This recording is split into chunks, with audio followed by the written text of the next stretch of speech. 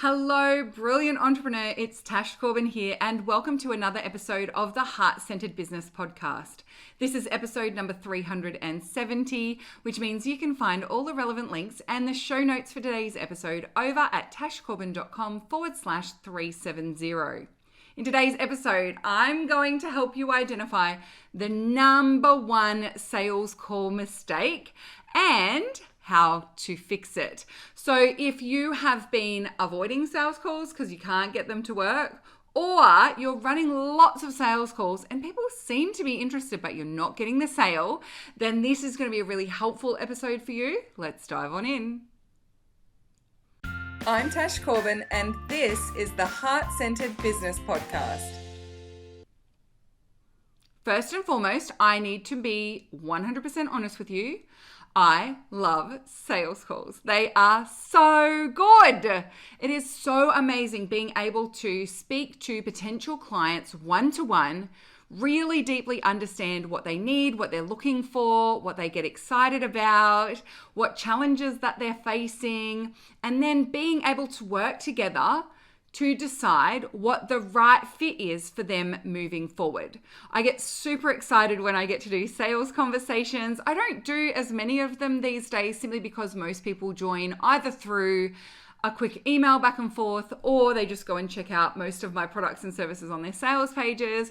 But it is still something that I do here and there. I'd probably do maybe 3 or 4 a month. And whenever I get to do sales conversations, I absolutely love it. So I need to tell you that first and foremost, because I know a lot of people don't. I know that a lot of people do not think that sales calls are fun to do. It is one of the most confronting ways for you to make sales in your business. You are face to face with that person. You make your pitch for your product or service to that person. You get to see their reaction in real time. You have to deal with the rejection face to face if they decide that it's not the right fit for them. And I can understand why that might feel a little uncomfortable, why we might avoid doing that. But sales conversations, when done well, are actually the most high conversion part of a sales process that you can use. And when we avoid this number one sales conversation mistake, by the way, it also means that we are far less likely to have someone say no. Now, the reason why we are far less likely to have someone say no is not because we push them into things. It's not because we use psychological tricks and manipulation and trickery to get them to buy something that they don't actually need.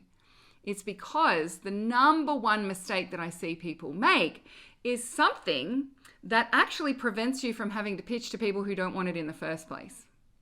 So, this applies if you have people saying throughout your sales conversations, oh, yes, oh, yeah, that sounds great, oh, wonderful. But then when it comes to making the purchase, they say no. This mistake happens a lot if you have people say, oh, yeah, that's really lovely, but that's not in my budget right now. Maybe I need to think about it. Send me some details on email. Yeah, have you had people say that to you? Send me some details on email. It might also be where you see people, they get it, right? They understand what you're talking about. And they're like, yeah, that sounds really amazing. Yep. But it's not a priority for them. They don't have the budget for it. They don't want to have the budget for it. Or even if you have quite a few people say yes, but then don't actually follow through and book in with you. If that's the case, and conversion is not happening for you with your sales conversations, especially if people seem keen, but it's not happening, then it's likely you are making the number one sales conversation mistake that I see most people making. We have detailed sales conversation training inside the Takeoff program. And when people really understand this mistake and start avoiding making the mistake, they see a significant increase in conversion on their sales conversations, but also they don't hate doing sales conversations as much as they did prior.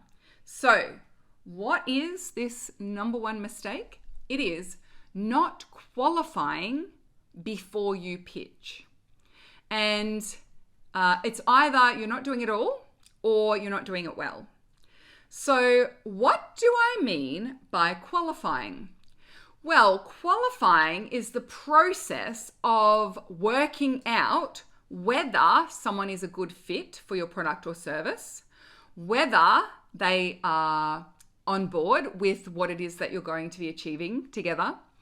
And it's asking really powerful questions so that you only ever pitch a product or service that is the right fit once you know that it's the right fit, and once you've confirmed with the person that they are not only excited about the outcome that that product or service could help them achieve, but they are actually ready to take that leap. So qualifying is actually a really powerful way to avoid pushing something on someone that they don't want. Qualifying is the way that we have so much confidence in our product or service when we talk about it, because we're able to talk about it in a way that directly correlates with exactly what that person wants, what they've struggled with, what their resistance points might be, right? We actually understand enough about their situation, about their desire, about their goal, and we confirm that before we pitch the product or service. So for most people, when they run a sales conversation, they ask some questions, but they are mentally preparing for the pitch. They are, in their heads, putting together, how am I going to make this sound really valuable? How am I going to make sure that they book in with me? How do I ensure that they definitely want it? People often will discount on the fly or add bonuses on the fly, because during the sales conversation, they're not listening to what the other person is telling them. They're listening to the voice in their head that is trying to help them construct a really sexy sales pitch. But the reason I love sales conversations so much is because 90% of my sales conversations are actually letting the other person do the talking. It's asking great questions. It's understanding what their situation is. And then it's using good quality questions to confirm we are on the same page about what they want, when they want it, why they want it, and how I can deliver on that outcome. So, how do we qualify effectively? And where does qualifying begin and end? Well, you may be surprised to know that qualifying actually begins well before the sales conversation even begins. It begins with your resonant messaging. So, the way that you talk about your products and services online actually helps people to determine whether it might be a good fit for them or not. And the more that you try to write your offers in a way that it works for everybody and it's magic and it does everything, the less resonant that will be, and the less clarity people will have when they jump on a sales conversation with you about what it is that you do, whether you're a specialist that can support them, about what it is that they're buying from you, because it just kind of sounds like you're selling magic things that do magic results, and it doesn't necessarily connect with what I need, with what I am facing. And so the less niched and the less clear your messaging is when you post on social media, in your blogs, in your podcast episodes, in your emails, on your sign up page for your sales conversation, right? In your promos, in all of those spaces, the less specific and resonant the messaging is there, the less qualified people are when they jump on a sales call with you. And so you will often find that when you improve and niche down your messaging and your offers, you will get far higher conversion rates on your sales conversations, because the people who are actually signing up to have a chat with you know with confidence that you are going to be able to help them. They have far more clarity on what they are expecting out of the process of working with you. And yet, so many people still get themselves caught up in niche resistance, get themselves caught up in trying to be all things to all people, get themselves caught up in trying to say yes to every single thing, be all things, talk about every particular facet of working with them, every possible benefit of working with them. And it becomes so vague and so far, so distant from what I'm experiencing, I have no idea whether it's the right fit or not. And so qualifying actually begins with messaging. It begins with niche.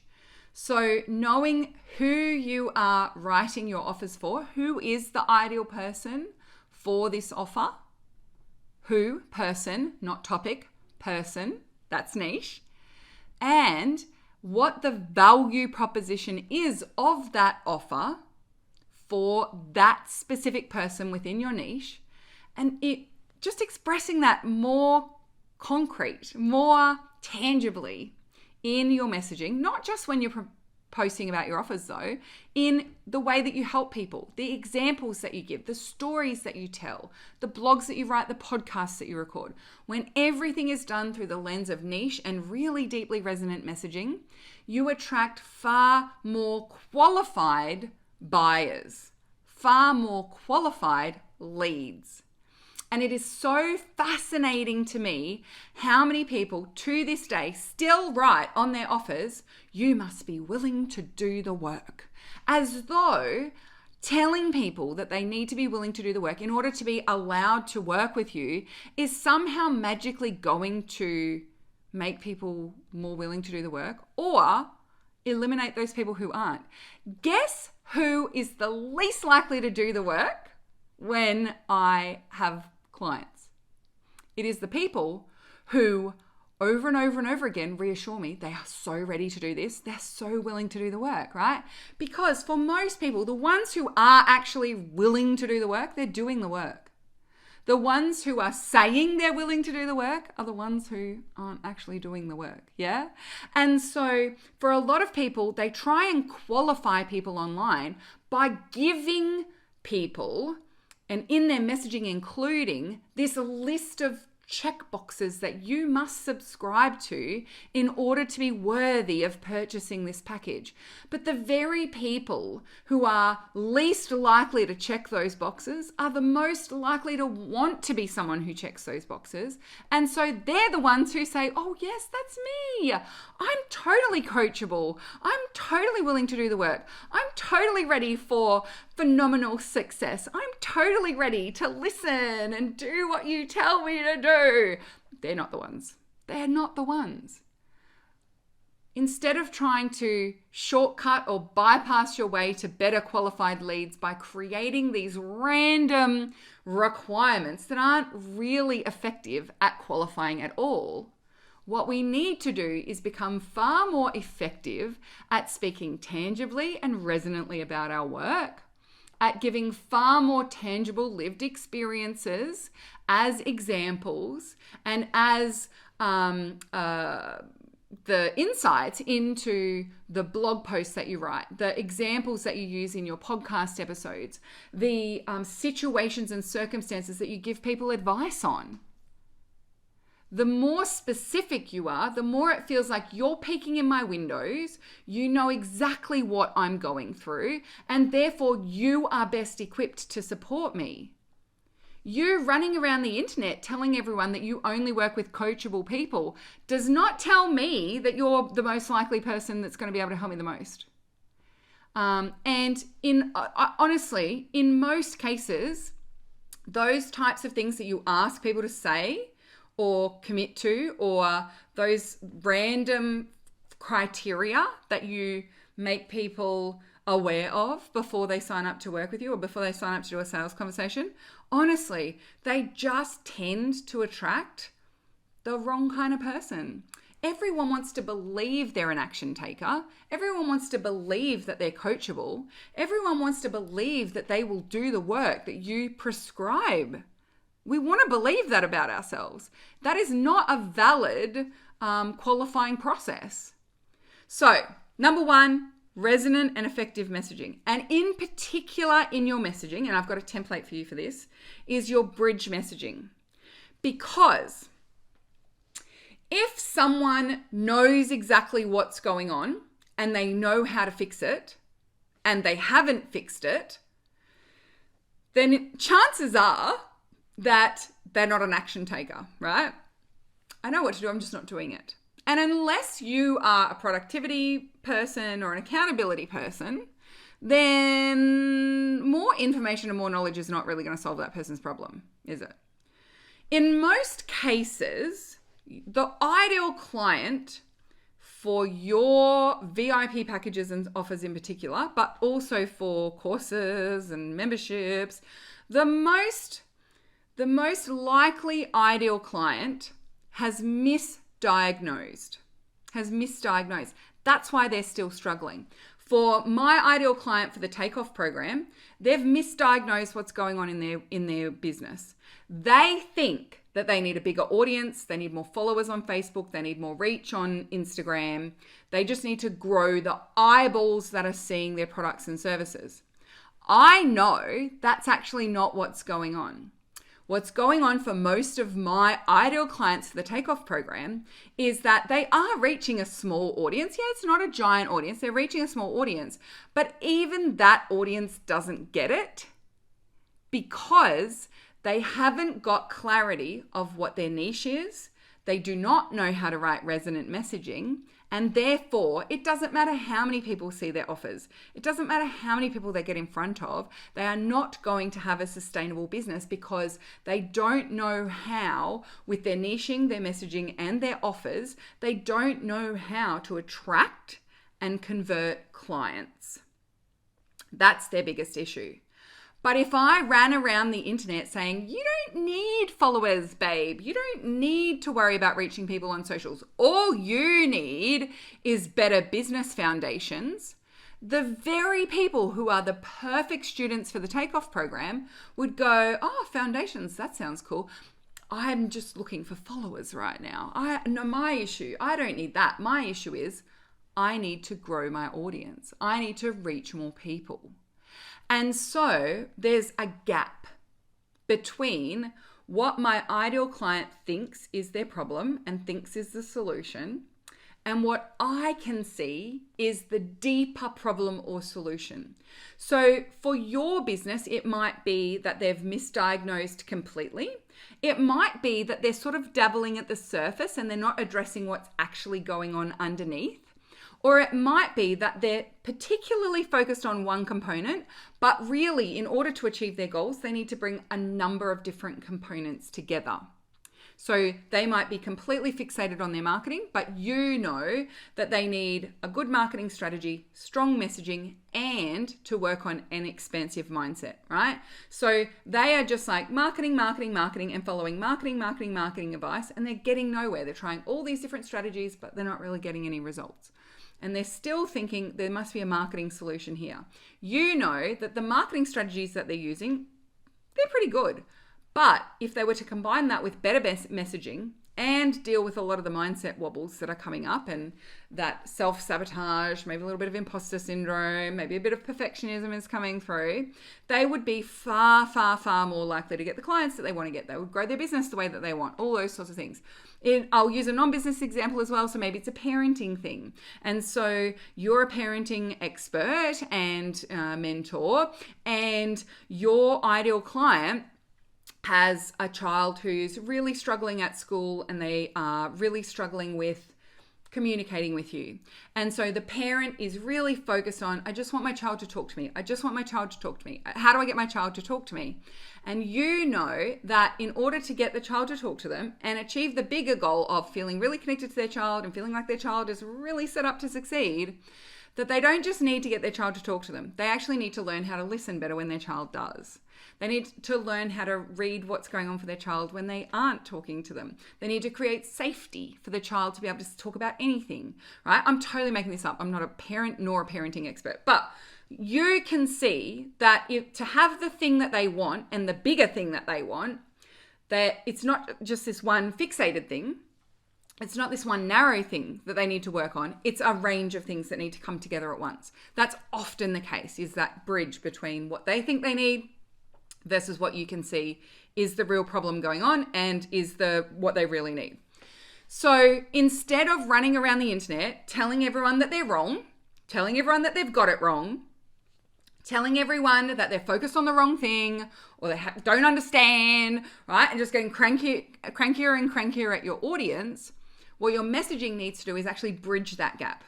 And instead of going, it's not that, it's this, we say, yes, I can see why you want that. I can see why you're focused there. Here's how to do that. And if we did that and this, look at the goal you would be able to achieve, right? So it's taking what they are fixated on and meeting them where they are, and also using that as an opportunity to bridge into what you can see is the underlying issue or the combination that they need to be working on, right? So bridge messaging is really powerful and it's a really important part of understanding online business in particular, because for a lot of people, they're yelling at the internet what people should be looking for, and the internet is just ignoring them and going, yeah, that's fine, that's great, yep, cool, that sounds lovely, but I don't need that. I need this instead.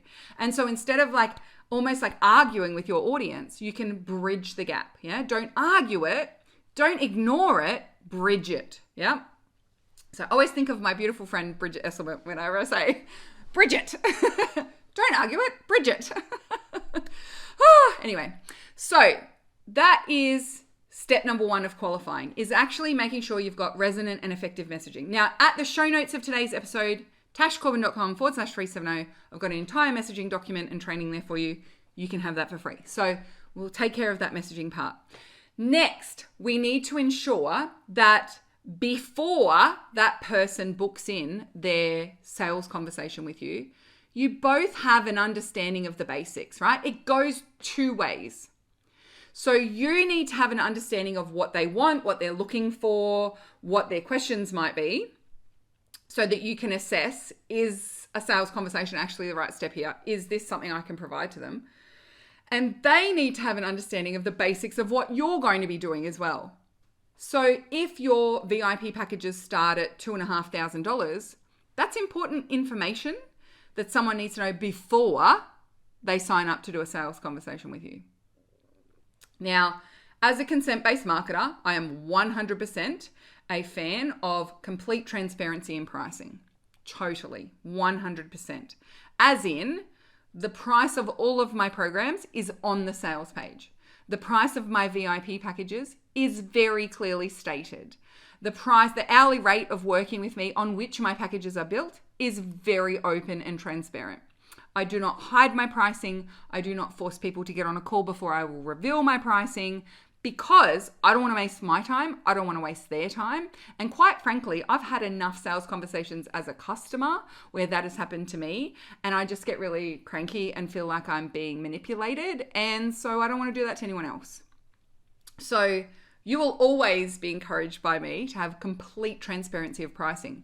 Now, I understand that can sometimes be tricky if you're not sure what the product or service is that you would be recommending to this person, or you need to build out a bespoke proposal, or there are other factors involved in relation to giving that person some assurance or clarity on what the pricing might be. But you always know a range. You always know a way to give them some form of indication. So you might be able to say to them, I have a range of different ways that we could work together.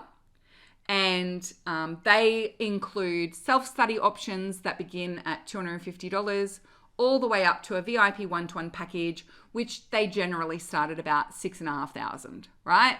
You would absolutely be able to give that information to people before they booked in a sales conversation with you.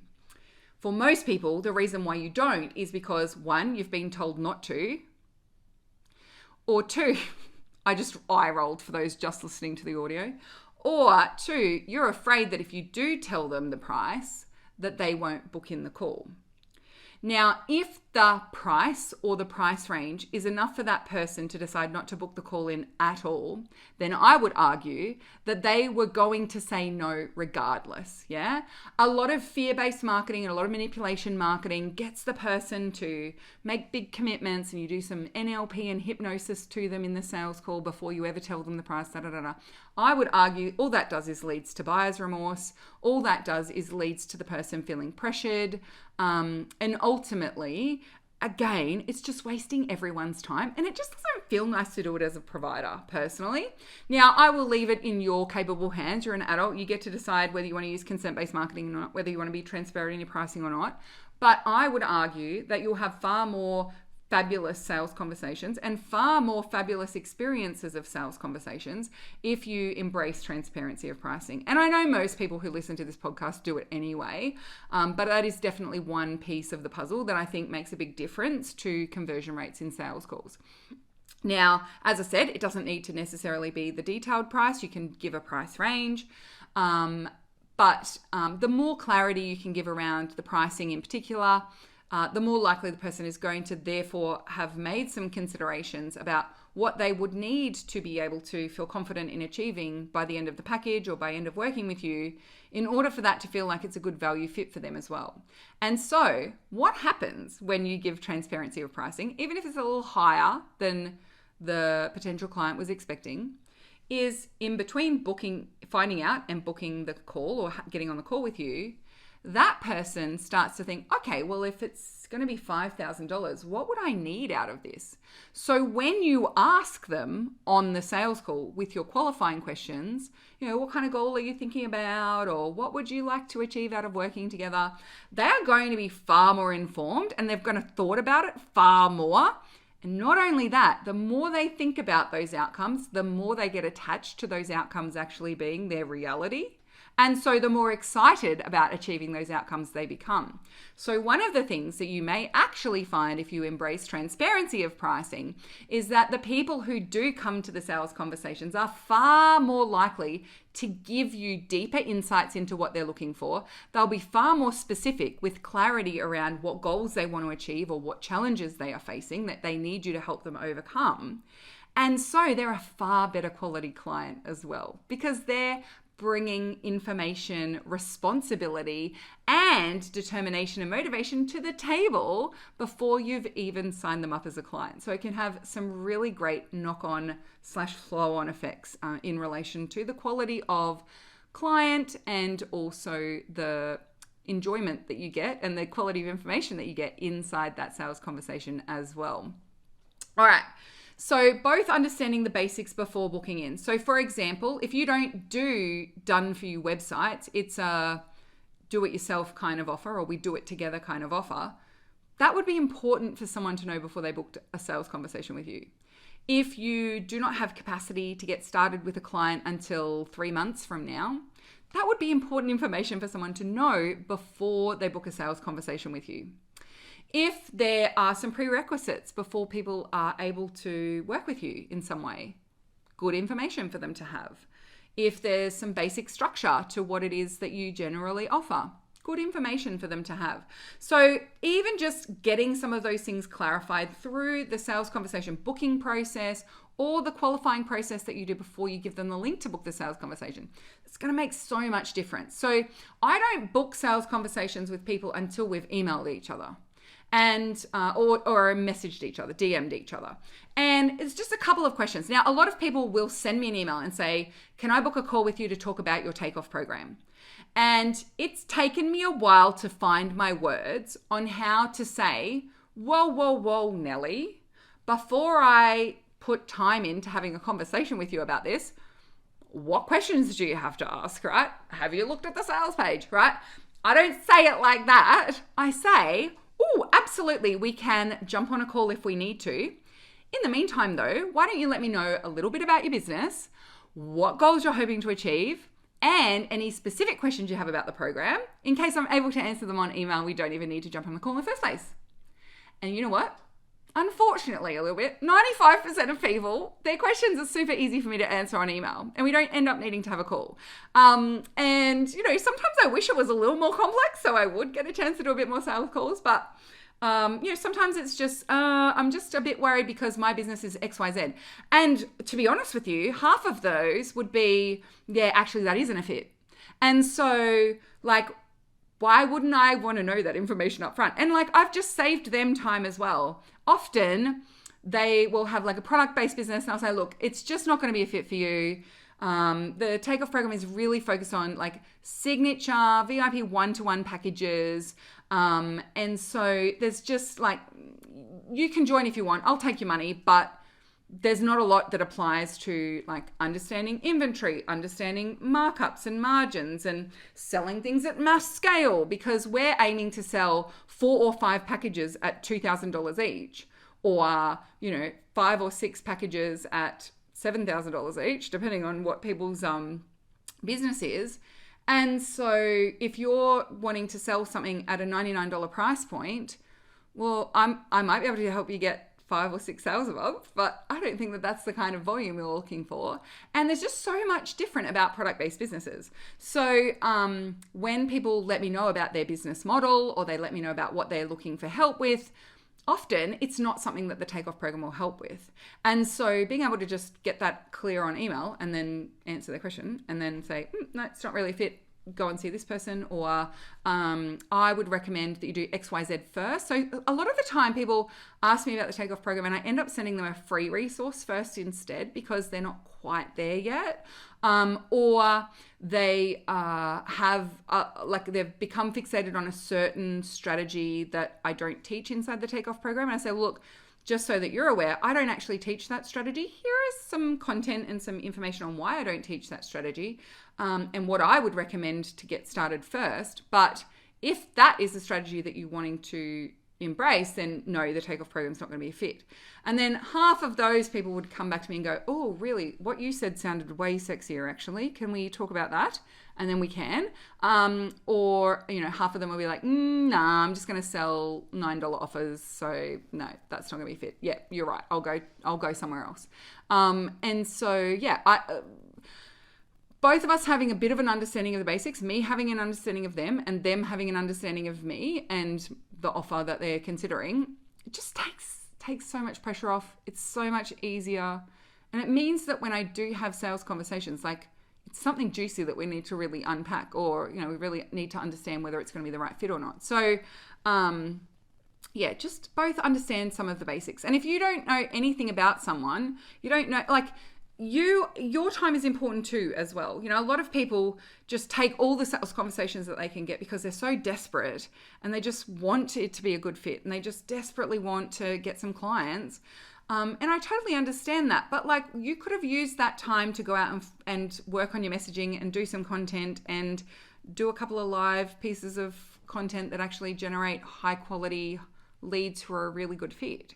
And so there's always an opportunity cost. And so your time is valuable, and doing a little bit of that pre-qualifying on email, having some of the basics available for people to understand upfront makes a huge difference to the quality of sales conversation you'll have and your conversion rates. Right. Number 3, and this is a bit of a biggie, it's asking the right questions. So when you get people onto a sales conversation, just asking them, oh, what package were you looking at? Oh, what questions do you have? Well, if you're relying on them to do all of the heavy lifting and all of the work, then they're going to have read something pretty generic in most cases and have applied it and specified how it works for them themselves. And it's not going to convert very well, is it? Because you're just asking them what questions they have, but it's not actually a sales call. It's just a Q&A. So when it comes to crafting your sales conversations, really understanding like what are the key pieces of information that you need to provide a recommendation, and be really confident in that recommendation and be confident that you can deliver for that person. And it takes practice to know what your questions are and what information you need. But it is worth putting that time and energy into creating that refinement and really understanding, like, what do I need to know here? These days, if someone reaches out to me, especially I get a lot of DMs on Instagram and Facebook from people saying, I saw you in this group, or I saw you post about that, and I'm thinking maybe you might be able to help me. In 3 to 4 questions will often be able to diagnose what the real problem is for someone and provide a recommendation. Like, it doesn't take me long these days to get to the crux of what's going on with someone's business. I'm very good at what I do. Let's just say that.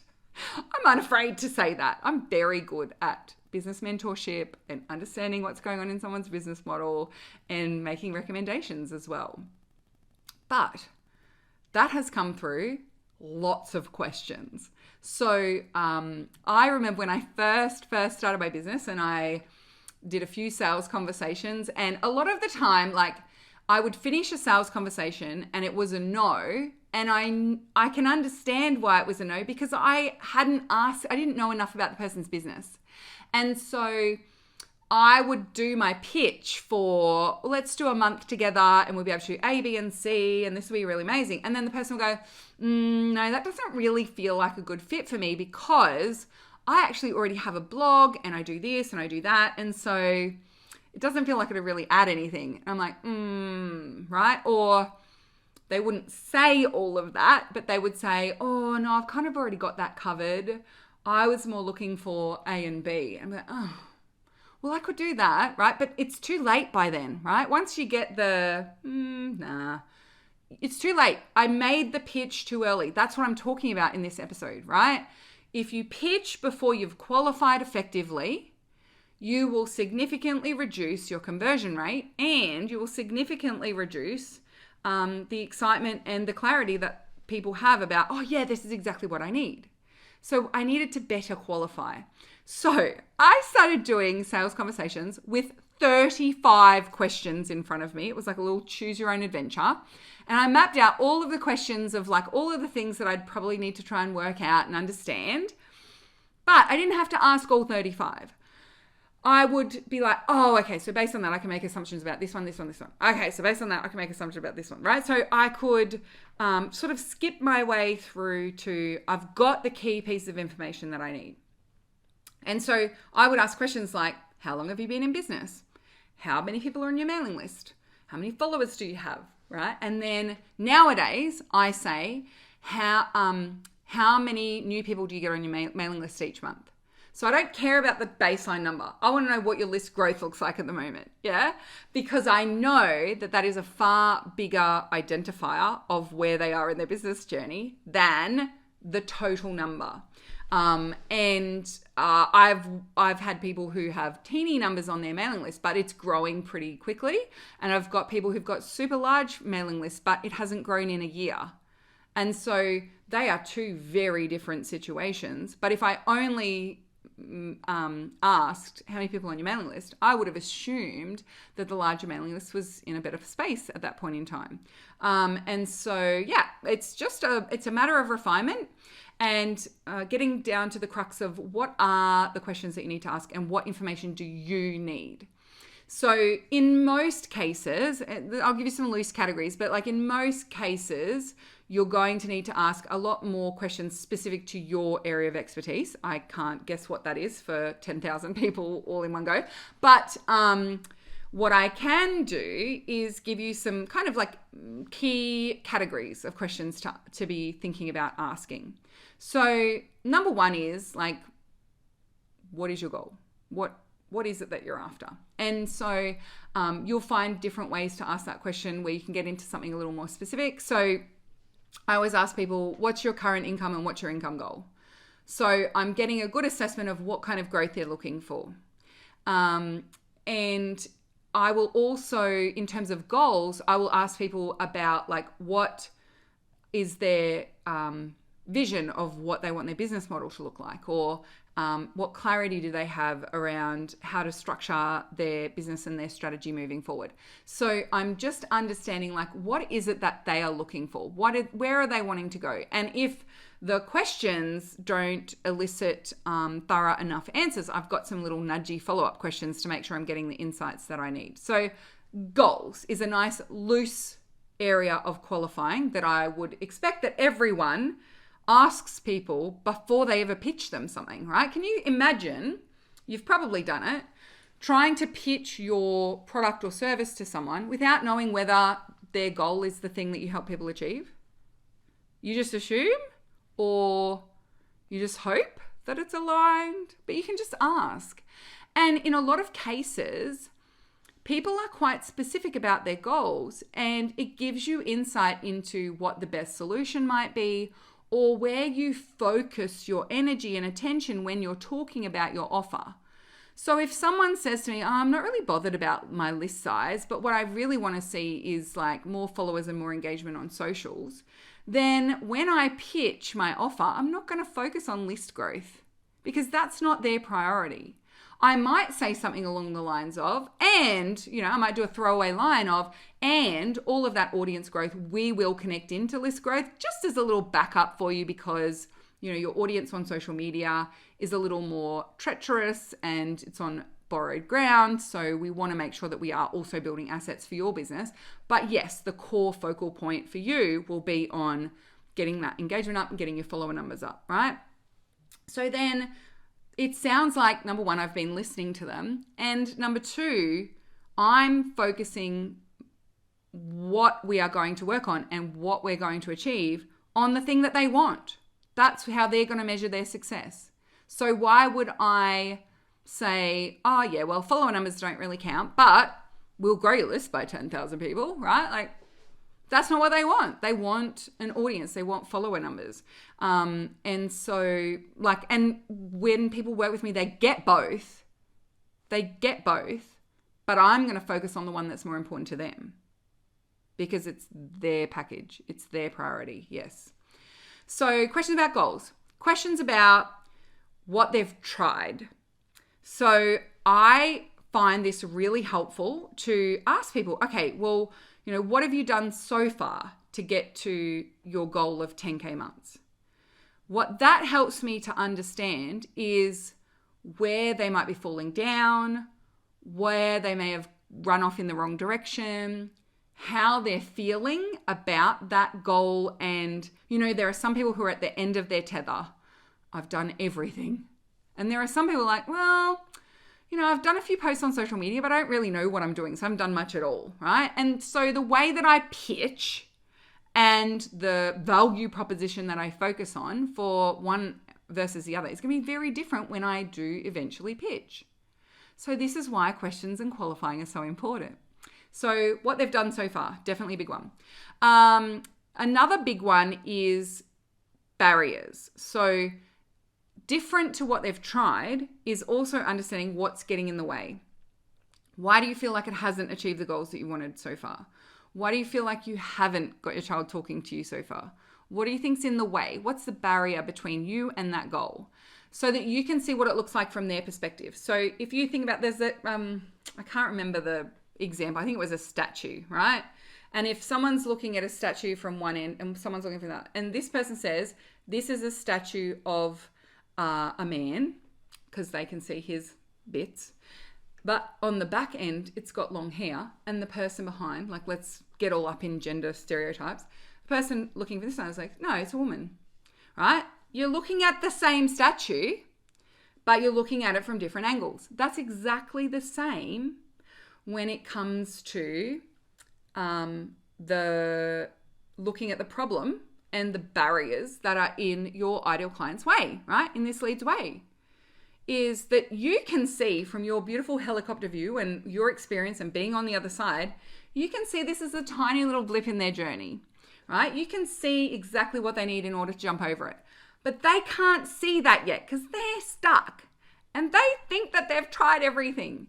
And so it's very important that you validate and connect with them on that barrier. And you reassure them that you're able to help them over that barrier. You don't just dismiss it and say, oh, that's no drama. It'll be fine. You don't ignore it because it's exactly what's in their face right now. That's the thing that they're butting up against. Instead, you acknowledge it, you understand it, and you validate it. And you reassure them that in the process of working with you, that is absolutely something that you'll be able to work over and work through together. And that typically, that's something you can get sorted really quickly. if it is something you can get sorted quickly, right? So asking them about the barriers, what's in between them and the goal that they have, what's getting in the way right now, what are they butting up against, will really help you to pitch something and pitch in a way, focus your pitch on the things that they are seeing right now. And then the final sort of batch of questions that I ask people is around like what they're looking for in terms of process. So I will often ask, like, is this something where it's urgent, we need to do a bunch of sessions really quickly and get this sorted? Or are you more looking to work over this over an extended period of time because you've got other stuff that you need to take care of? So what I'm doing there is assessing, like, how much time do they have to work on this? How urgent is the deadline? But also, even if it's urgent, do they understand that if it's urgent and we need to sort it quickly, we need to do a lot of work in the short term? And so by asking it that way, I find I get a really good read, but it's a very practically grounded kind of read on it as well. Because if I just said, how quickly do you need your list to be 10,000 people? Everyone would say this week. So the way that I ask the question, I used to ask it that way, by the way. So the way that I ask the question is more about like, okay, is this something where it's like, it's urgent, there's a really short-term deadline, so we're going to need to do a bunch of work really quickly to get this nailed? Or is this something where because you've got other things on and you need to work it in with all of the other stuff that's going on, we're going to take our time and we'll maybe come together like once every 2 weeks or something? Where are you thinking? I also will ask people in terms of process, like, have there been any times where you've worked with others and they did something that you loved or didn't love, right? So that I can just understand, like, is there a specific thing that they're going to look for? Is there something I can incorporate into the pitch that I can like, oh, I could totally do that. I actually had someone say to me earlier this year, they're like, I know this sounds really weird, but can you just set up a little automated email that like sends me a nudge every couple of weeks to remind me to keep going? I was like, yeah, I can totally do that. It took me like 13 minutes. I set them up on a little email sequence automation in my system. And it literally said, and I called it from Tashbot. I've talked about Tashbot in the past. So Tashbot here, little nudge. Just want to make sure you're still making progress. Because a lot of my VIP clients these days only work with me once a quarter. We do a strategic planning session each quarter, and that's it. That's their year is 4 big sessions with me. But this person was like, I'm going to forget all the things that we talked about. I'm going to forget to even go check back in on what it was that I said I was going to do with you. So let's do once a quarter, but can you send me like a more regular nudge? And so I did. It was so easy to do.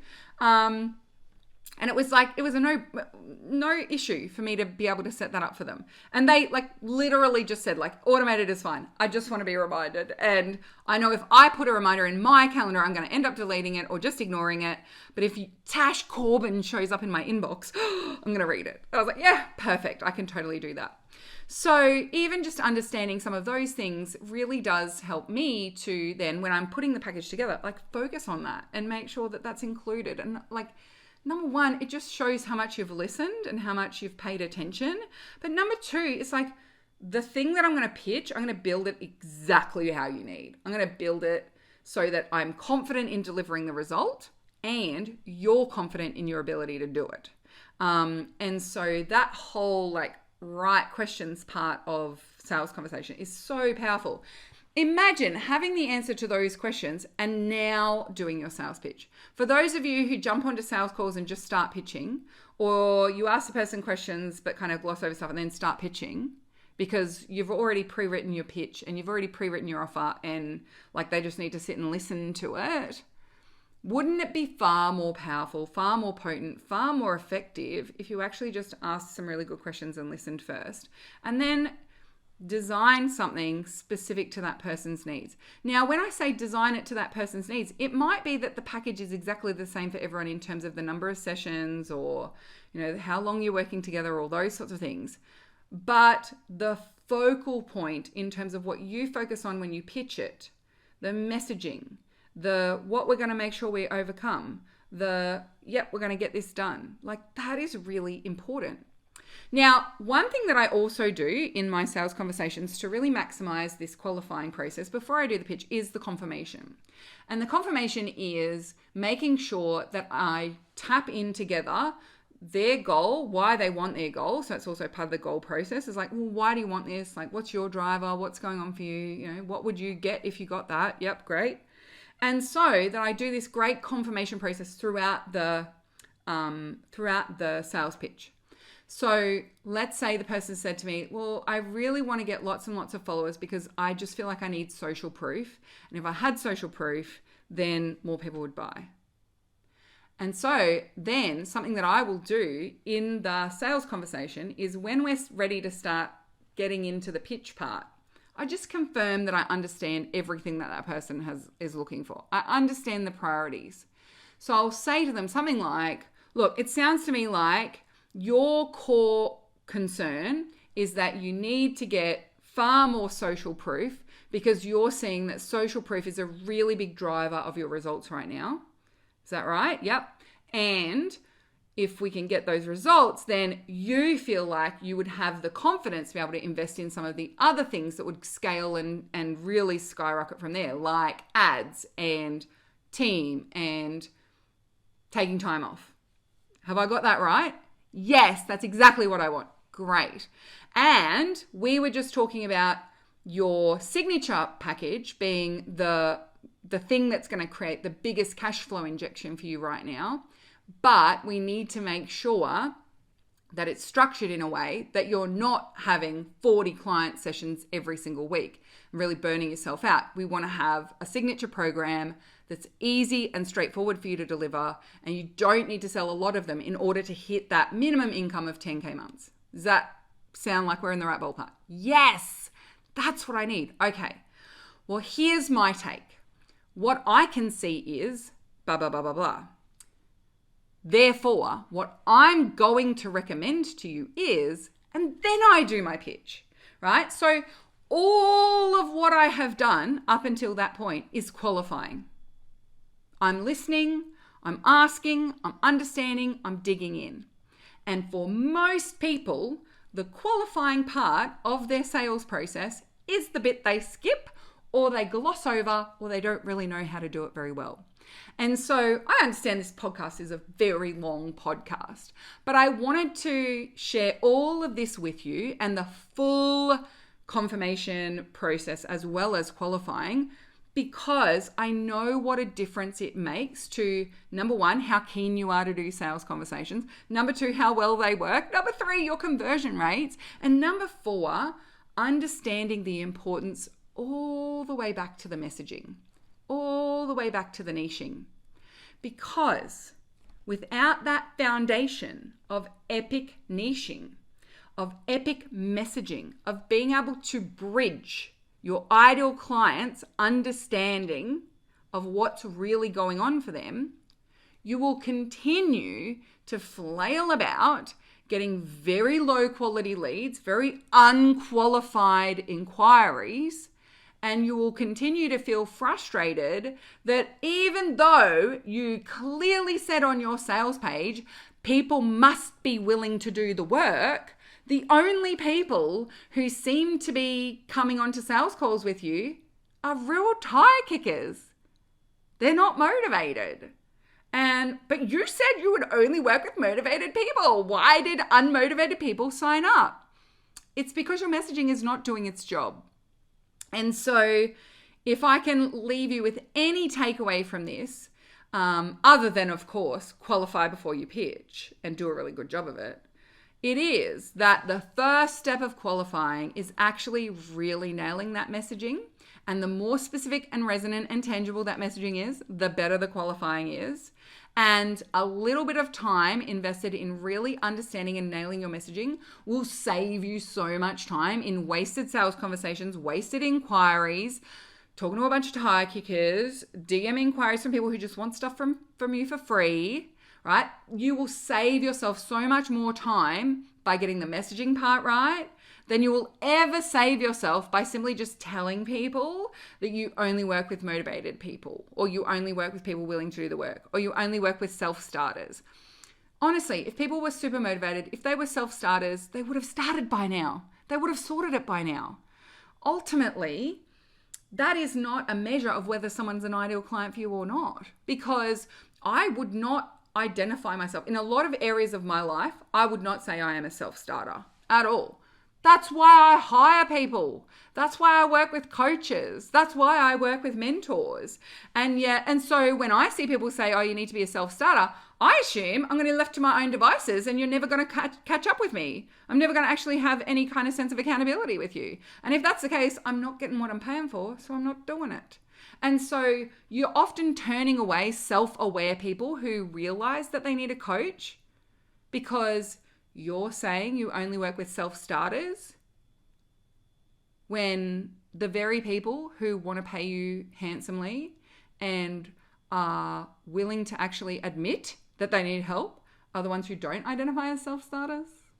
See where that doesn't quite add up? Anyway, I'll close it up there. I want you to go over to the show notes of today's episode and grab that messaging template, tashcorbin.com/370. It comes with a training as well. And it's really going to help you understand the difference between messaging that tries to tell people who they are and what they need to be in order to pay you versus messaging that attracts and converts your ideal clients, gets them excited to work with you, and bridges that gap between what they think is the problem and what they think is the solution versus what you know is the problem and what you know is the solution that will really help them to achieve their goals. So make sure you come and check that one out. I'd love to hear from you as well if sales calls are something that you're willing to give another go, whether you've been avoiding them in the past or, if this whole concept of qualifying has just been never even heard of it before. Send me a DM on Instagram. My handle is @TashCorbin. I always love hearing from you. You're also welcome to email me at any time. My email is support@tashcorbin.com. And until next time, I cannot wait to see you shine. Thank you so much for listening to this super extended episode of the Heart Centered Business Podcast. Bye for now. Would you like more tips, tools, and resources to help you grow your heart-centered business? Head to tashcorbin.com today.